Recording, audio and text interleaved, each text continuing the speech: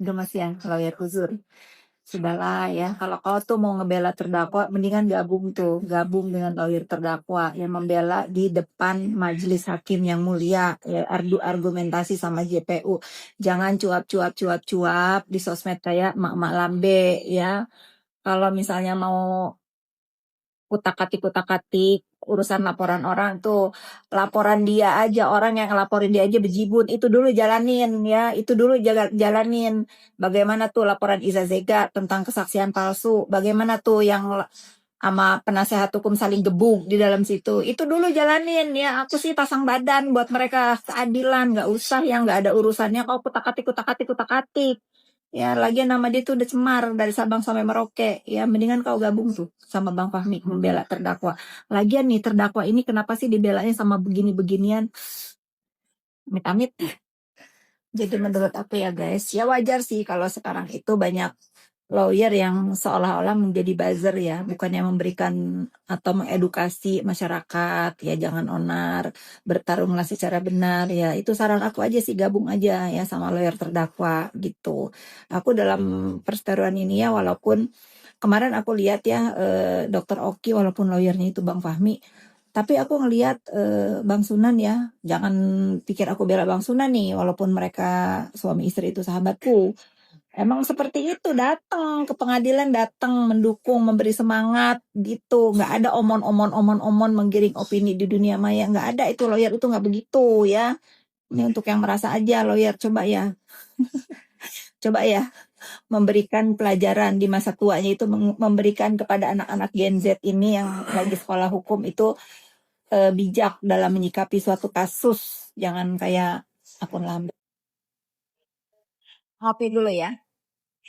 Ini buzzer-buzzer sindikat kalau mau bikin hoax itu yang smart ya. Aku tuh malu loh. Aku tuh malu ya direkayasa sama orang-orang nggak smart gitu. Kalau direkayasa sama orang-orang smart aku bangga. Tapi kalau direkayasa sama orang-orang nggak smart akunya aib. Tahu nggak aib gitu. Kalau mau bikin fake chat dari WA, DM-DM itu yang pinter. Perhatikan saya ngomong itu bagaimana, cara pengetikan saya itu bagaimana, itu baru bener gitu. Aduh, mau apa tuh, mau skincare NS Glow War kek, mau diserang sama siapa, nggak ada urusan sama saya ya.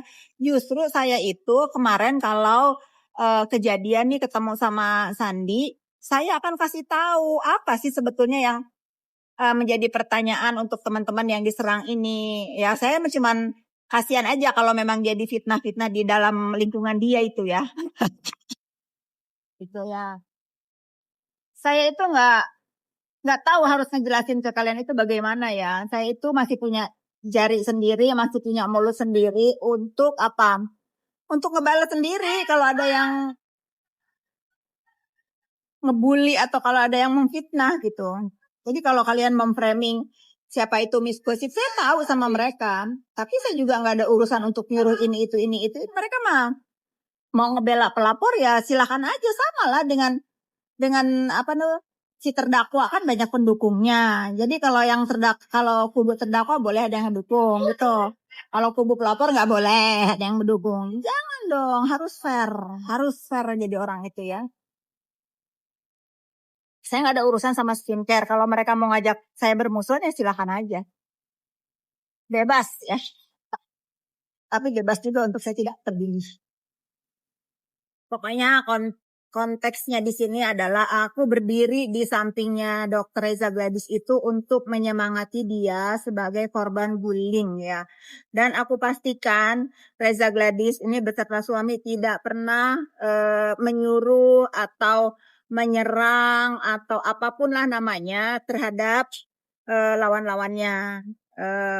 Setahu aku Reza Gladys dan Dr. Mufid ini selalu berterima kasih kepada pendukungnya dan selalu menasehati jangan sampai menyerang kepada pribadi dan jangan sampai menciptakan apa tuh namanya kebencian ya gitu. Kalau mau ngebela boleh tapi yang santun gitu. Kalian mau percaya silakan, nggak percaya juga itu urusan kalian. Tapi itu yang aku tahu ya. Jadi kalau ada orang yang menuduh, oh ini suruhan Reza, oh ini suruhan Fitri. Dan hari ini aku juga bertemu dengan Dr. Reza dan Dr. Mufid. bahwa bagus ya, mereka itu sudah tidak lagi mau menggubris fitnahan dan penggiringan opini yang dilakukan oleh para buzzer atau para penggemarnya terdakwa. Mereka sudah melakukan yang terbaik, sudah juga mengklarifikasi masalah unggahan BPOM, ya kita serahkan lagi kepada BPOM. Kalau mau dikoreksi silahkan, kalau enggak juga kan Kepala BPOM udah mengatakan ya bahwa setelah ditarik itu izin edarnya itu ditarik di bulan November. Itu aja yang mereka bisa lakukan. Jadi memang betul nih untuk penggemarnya dan pendukungnya Reza, jangan samanya berbalas pantun, saling bully, saling menghina, biarkan saja. Kecuali memang membuat berita hoax terhadap jalannya persib. Nah, sekarang aku lagi dengan lawyer hebat yang pernah aku kenal ya. Bukan lawyer yang ya gitulah ya. Ini Bang Biring hebat banget. Jadi kalau sampai Dr. Reza sama Dr. Mufid itu sekuat sekarang, itu berkat lawyer yang hebat. Sayang dia nggak punya medsos. Ada, tapi nggak ngerti Kak. Nggak ngerti. Tuh, itu baru top ya. Jadi lawyer itu harus seperti beliau nih. Fokus kepada permasalahan klien, pokok perkara, sehingga membuat yang katanya pelangap-pelongo mengejutkan ya. Jangan lupa berdoa. Dan berdoa. Dan jangan sok paten.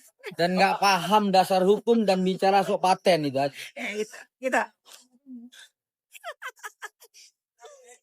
Jangan sok paten. Aku nggak tahu kapan terakhir bisa tidur siang. Hari ini aku tidur siang. Bangun-bangun, astagfirullahalazim, buzzer ya. Nggak takut ya kalian zolim begitu. Reza itu hanya menginginkan keadilan buat dirinya, buat keluarga kecilnya agar terbebas dari preman sosmed gitu. Kenapa sih bukannya bikin adem gitu ya, malah Masya Allah. Tobat ya, sabarlah Reza.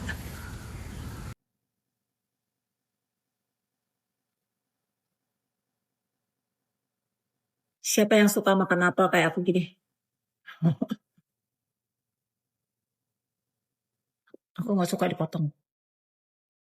Kalau di rumah ya, nggak boleh di tempat umum.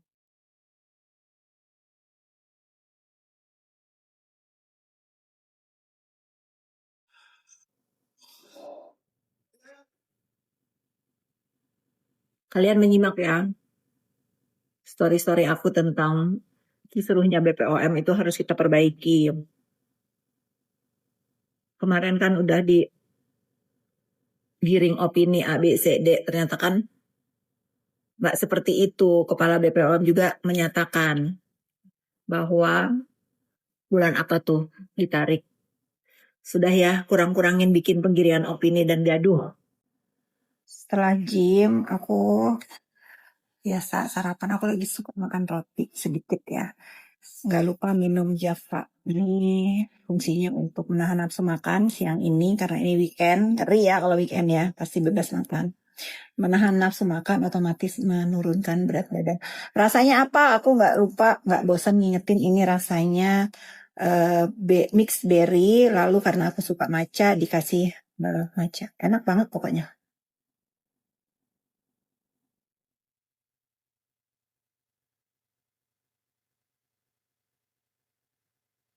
Rasanya enak, minumnya nggak ribet, nggak harus dicampur segelas air.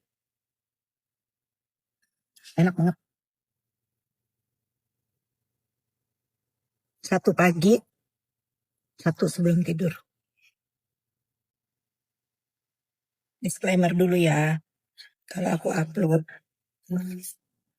nih majalah, bukan artinya aku pamer, bukan flexing ya, karena selera, ini masalah selera.